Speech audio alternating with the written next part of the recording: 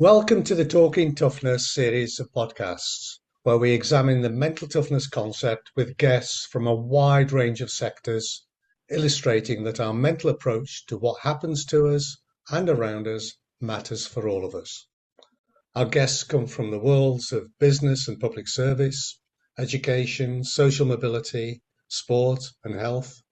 They all share their experiences and their observations about the factors that have enabled them to survive and to thrive on their journey through life. Many guests have gone further and incorporated the concept into what they do as coaches, trainers, managers, and leaders, helping others to thrive in their turn. Their experiences are valuable to those of us who strive to do the same. Paul Ryder is an executive coach and organizational development expert with a unique set of multicultural experiences which have shaped his thinking on leadership, where he's become something of an authority. A psychologist by background, he has been Chief Learning Officer for HSBC in the UK, and then Group General Manager for the Bank of China's Learning Institute, where he worked directly with the chairman of the bank. He has a deep interest in leadership, and in particular, the role of integrity and honesty in leadership. Now, combined with a strong track record of developing and implementing people's strategies that create real commercial benefit across complex business lines and geographies, Paul's experience gives rise to insights that are rarely available to most practitioners. Here, he's willing to share this with us. He brings all of this together in his current work with Riding Leviathan, through which he uses myths and legends to bring out key issues in leadership and people engagement, which make these very engaging and very accessible. These are going to be great discussions, embracing ideas and approaches you won't get anywhere else. So welcome, Paul. Good afternoon, Paul, and welcome to our podcast. Hi, Doug. Nice to see you again. Yeah, it's been some time. Well, actually, it hasn't been some time. It's about 4 years ago in Shanghai that we Yes, caught up yeah, with we went each to dinner. other. It was, yeah, Yeah, I enjoyed myself. I remember. It was a long time before that. yeah. And it's kind of odd going halfway around the world to catch up with somebody that actually used to live about 3 miles from from you. Yeah, yeah. My family is still close to you, so Yeah. I'm clearly a long way away again now. But it used to be just around the corner. Absolutely. So by now, the listener will have understood that you were once in Shanghai, well, actually until recently, and now you are on the Isle of Skye. It just couldn't be more different environment, could it? No, no, no, no, no. And Sky's had a place in my heart for a long, long time. So I used to kind of give scuba diving lessons here. So it's been a bolt hole for Ah, I probably remember. 30 years, maybe longer. But yeah, the contrast between the bright lights of Shanghai, and now maybe one of the most modern cities in the world to kind of the Outer Hebrides or the Hebrides is very stark, absolutely. Oh, So I quite mean, I've just come back from Shanghai, and they have no regard for personal space in Shanghai. So, but you'll have loads of yeah, space where you are. yes, yeah, absolutely. And I think it's kind of funny how quickly, because that personal space thing, if you're British in particular, you notice, I think, immediately in China. But, I lived there for 8 years and you stop noticing, people stood right by you, pushing in and all the other things that are culturally different. That feeling of space goes quite quickly. So. Yeah. So, I mean, that kind of we can kind of move on to looking at one of your key interests. You've got a huge interest in leadership, and I think there's two things we'd like to explore with you. One is where do you think leadership is going as a practice, and secondly, what are the differences between leadership in China and leadership in the West? You can tackle them in any order. Let's let's start with. Let's start with China, and I think my experience with China is working for a state-owned business, and I think that's one lens to look at Chinese leadership through. I think as you go from state-owned businesses, which have an orientation around the government and the party, Most of my colleagues within the business, in fact, almost all would have been party members. And you go for, and that, there's a very specific role of state-owned enterprises to support government policy.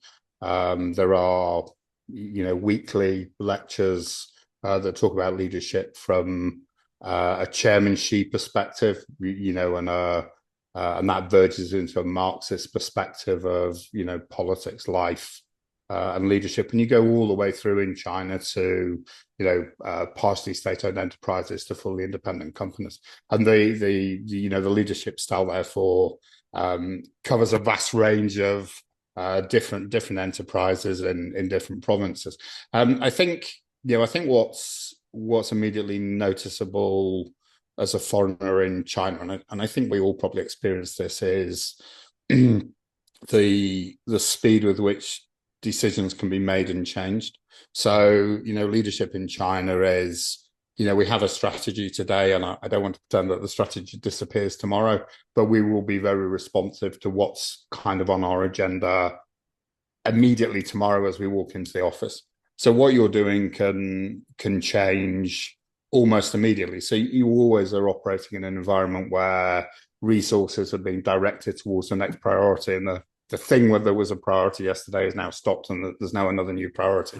But somehow through that, you kind of get this line of activity which oscillates around the strategic main themes. So that's one thing that you notice. State-owned enterprises are quite hierarchical, and so the leadership style, I think, if you talk about it in a Western sense, would be kind of more old school. They will be more paternalistic. The leaders give direction. They heavily chase activity. Somebody told me when I went to China, if you want it doing, Paul, you'll have to ask for it 6 or 7 times. So you get used to asking for delivery, I think, much more than you would in a Western environment. For me, really the biggest difference was the different levels of autonomy that you have certainly in a state-owned bank. As a junior member of the team, really you would be waiting for instruction, and you would perhaps expect instruction on how to do stuff. So getting people to be accountable, take measured risks, not be worried about the consequence of those risks is certainly a real challenge, or was a real challenge for me in a state-owned enterprise. So there are genuine differences. The other thing that that really stood out for me, I think, was the level of consultation, which is we get a sense of China as a culture which is around consensual decision making. There really is dialogue at all levels about the strategy, the activity, the plans that you're going through. And I think in a sense, I learned a lot about the importance of true consensus. I think sometimes in a paternalistic culture, of course, everybody still defers back to the senior boss. So, voices are too quiet, and you don't always get that. But there is generally more dialogue around the activities that the teams are doing. So I mean, they're the standout things. I mean, I think when you get into the entrepreneurial businesses in China, they're just much more fleet of foot. I mean, they're opportunistic, they're driven. There seems to be much more at stake, and so you get a lot more pace, in those sorts of businesses. I think I would concur with some of that. So, because I mean, I've only been there for short periods of time, but the first thing that did strike me was the hierarchical nature of things over there. And in fact, on my last visit, somebody came to see me because he's doing a project. I can't name the company because it's a Western company, and they're spreading into China. And he said, "How does mental toughness relate to the 7 levels of leadership?" I thought, what are the 7 levels of leadership? Yeah. That kind of explanation for it. So, and I think there are, I think in the West, because we're used to much flatter structures, that there's there's much more overlap about the skill sets that you expect at different levels. And you tend to talk about, the maturity of holding that skill set rather than the skill set not being relevant. I think it might be the Marxist teaching that there's kind of like a real view of science in China. So that distinction between what you would do at different levels of the hierarchy, what skill sets you have and don't have at different levels, would be much more apparent, even if it's not overtly expressed. People are sort of looking for those differences. I mean, much more than I would as given my orientation to leadership. I mean, I tend to see the skill sets as being common but underdeveloped, not not absent. If but that it's you have to kind of get into the subtleties of the dialogue with with different leaders and their views on things. I mean, Bank of China was very leadership capability driven. The capability sets were pretty robust. I mean, it's I think you'd have a question about how they were implemented at different levels and whether they were implemented in a robust way and whether the constructs were understood. And I don't mean like rightly or wrongly. I mean they were like differently between West and East, and that the language is often the same, but when you kind of get into the crux of the construct, it kind of means something different within a cultural context that is very, very different. And you can I quite often talk about the example of kind of truth telling. Truth for me is a very absolute thing. You tell the truth or you don't tell the truth. In China, it's much more contextual, depending on the harm you may do by telling or not telling the truth, for instance. So there's a degree of, even if you say this is about the truth, you then end up having to redefine the construct to see how it's kind of really playing out and just in a practical sense. Right. So when we talk about leadership, we're really often talking about a relationship between an individual and another individual who's trying to persuade or influence them in some way. What struck me in China was very often people would wait, as you say, for that instruction, then they'd go away and diligently do it, and that was an expectation. The example I always quote is that I ran a 2-day workshop and gave everybody a little bit of homework at the end of day one, fully expecting maybe 1 or 2 people to do it. And said, right, 9 o'clock tomorrow morning, we're going to review day 1 through this exercise. I arrived as you do at 8 o'clock. Everybody was there. Everybody had done the homework. And it kind of frightened me for a minute because how am I going to deal with all of this? Just throw it up the stairs like Kelly. So the relationship with the following strikes me as being a little bit different there.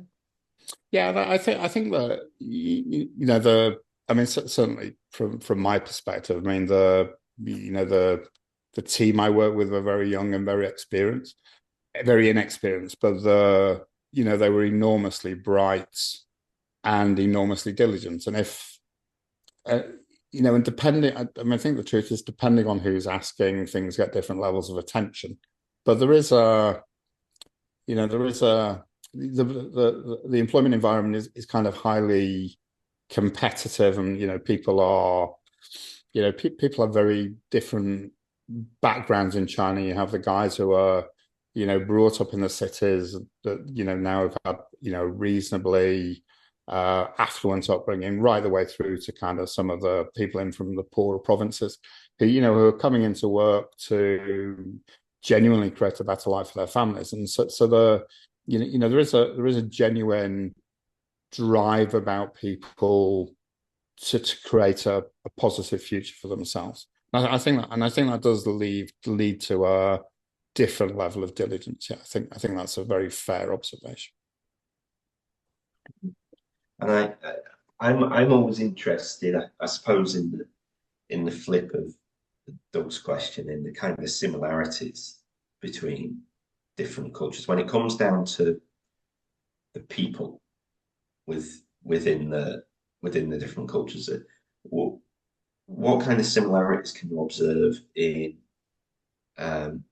people in terms of whether it's how they approach work, how they have a relationship with stress, how they collaborate with others. Because we kind of spent a bit of time there, I suppose, talking about what kind of differences we can observe. But was there anything that struck you as and thinking, yeah, that's not wholly different wherever you go? Like, I mean, I'm a psychologist by background, and my orientation is always that I'm dealing with you as a person. So I think in the end the cultural piece is just a nuance over the top of you're dealing with a person.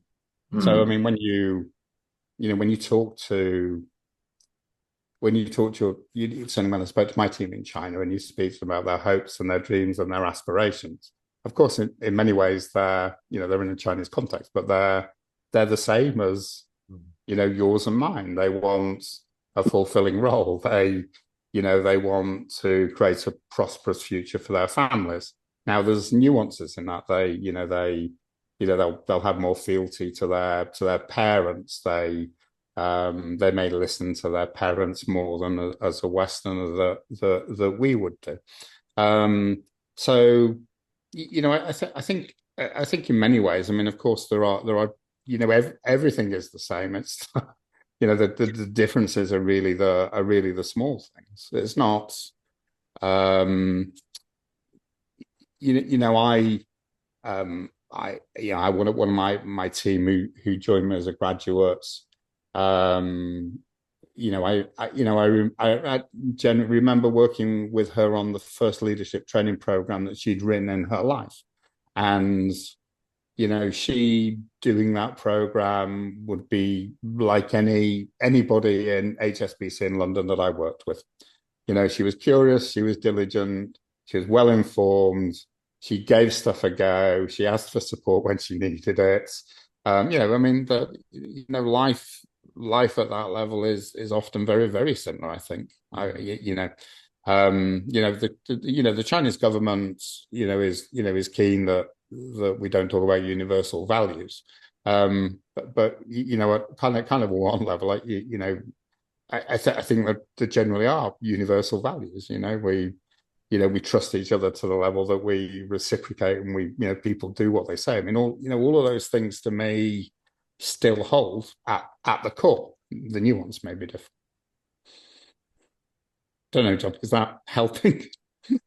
No, that does help. Yeah, is that it's something we get asked, and a project ongoing relative to mental toughness, to the point where we can go to, like, from the UK to the Netherlands, which once upon a time was connected before the North Sea Road came into place, and people will be saying, oh yeah, but this is the Netherlands now. People are different. And then you go to Germany, you go to France, you just think, are they that different? Well, I wonder if there's something like alluring in the idea of thinking, but the group I belong to, in some way, special and different. Yeah, I mean, when I joined the Bank of China, I was recruited by the chair, but is now chairman of Bank of Communications, and he said to me, and the analogy for me is still great. He said, Paul, you're like a monk from the West who's coming to meet monks from the East, and the monks from the East are kind of curious about what you know and what practices you bring. You won't agree on anything, but somewhere between the two of you is the optimum way of approaching. In this case, it was training. The optimum way of approaching training and development that meets the cultural requirements that that you're kind of pitching into. I think that sentiment is kind of true, but you kind of get there through dialogue. I mean, I think if you look at stuff like, the bend in my life in China was personality questionnaire. So, you kind of go, we have the big five. It's an empirically driven exercise. So, you know that the constructs broadly hold in every culture in the world. The big five are the big five. They're culturally robust. When you started to talk to people about the questions within the big five that they were asked on a Western questionnaire versus a Chinese developed questionnaire versus something developed cross-culturally, there was always a sense that things that were phrased in a way that were right for the Chinese version, the Chinese view of that construct had at least more face validity. And I think that's the nuance, that's the level of nuance that you're always playing with. I think big themes do hold. And then at the edges, there's something that's nuanced that makes it relevant for that cross-cultural group that you're having to engage and convince that this thing fits them perfectly. Yeah, that kind of that makes a lot of sense to me. And I like that monk from the West meeting monks from the East kind of. I think the really nice thing about it, and it was. I mean, he's a great chairman, great leader. He never said the thing which underlined that, which is, in China, what we fear is kind of Western arrogance.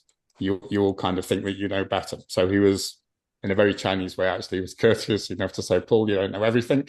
You do know something. Bring what you do know, and we'll find the right way forward. So you can read into that. I mean, I took it as a charming piece of dialogue when I first met him. But actually, I think he was being very clear with me that he didn't expect me to be an arrogant Western. Yeah, and I suppose I was looking through some of your stuff earlier on. I know on LinkedIn you put these kind of like leadership thoughts of the day and stuff, and I saw truth coming up quite frequently there, which I thought was really interesting. And I suppose what you're giving there is an example of how truth can affect that. And I suppose with the interest in mental toughness and stress management and stuff that I have, I'm thinking for leaders and their relationship with the truth, how does sort of and I'm really interested in that idea in Shanghai of sort of the contextual element of it mattering, right? But how does our perceived stress and resources to handle that stress impact on that sort of truthfulness that a leader has? Because it seems from a lot of the kind of thoughts of the day, truthful leaders, powerful leaders and stuff. So I'm trying to think, well, it's easy to categorize. I can be some leaders who are not particularly truthful just because they're completely egotistical and they just want to climb that. But there must be well-meaning leaders who sometimes struggle with truth as well. And I suppose I was trying to sort of figure that out in my own head. Have you any thoughts on that? I mean, truth to me is, is kind of an interesting concept because I tend to see it at the heart of Western culture. So in the beginning was the word. I mean, it's kind of in the Bible. There's something about the sacrosanct nature of the words we speak. And my general principle is that telling the truth is important because I shouldn't be messing, neither should you be messing with the fabric of the world. And I tend to mean it in that kind of way. So, I would say that well-meaning people who manipulate the truth, albeit for what they perceive to be the right reason or maybe personal weakness, are still potentially doing harm. Now, I'm not saying that's a reason to be, brutally straightforward and honest with everybody. I don't mean it in that way. I just mean that from my value sets, we we have an obligation to uphold the truth to the best of our ability in all encounters and in all situations. And I think that by corrupting other people's perceptions of reality, we're doing harm, not good. So I can't, that's why when I write, I tend to talk about the truth. I mean, we can talk about it some more, but it kind of gets ethereal. But I mean, philosophically, I mean, you can acknowledge there's clearly two different perspectives. There's always the example, which is if an SS officer turns up at Anne Frank's door and you're the housekeeper who's guarding her, do you point upstairs and say, she's upstairs, mate, go get her? Or would you say, no, of course she's not here. Would you lie to serve life? So I mean, it's a complicated set of scenarios, but for most of us, most of the time, we're not put in a situation, certainly as leaders, where what we're saying is life and death. What we're doing with leaders is trying to do the best for the organizations we work with and the best for the individuals that we have a duty of care over. And in those circumstances, I don't believe that the telling the truth can possibly be harmful. That's an interesting. You just made me think about something that happened to me some time ago. I've got a lot of sympathy. It's not the right word, but I'll use it. Sympathy for your position, because years ago I worked for Castrol, our company, and I was asked to succeed somebody who'd failed as a leader in their role. And I discovered that they had set up a big project, capital investment project, and everybody could see this new plant and equipment coming. But what he hadn't done is tell everybody that a lot of them were going to lose their jobs as a consequence. So he was kind of hyping it up, and this is the future, and this is us modernising. But the real justification for the project was, we're going to save a lot of money here, and some of that is your jobs. I took a chance when I stepped in, because I was too close to the launch of the project and having to face the consequences. So I stood in front of the workforce and I told them the truth. And they howled at me and they shouted at me.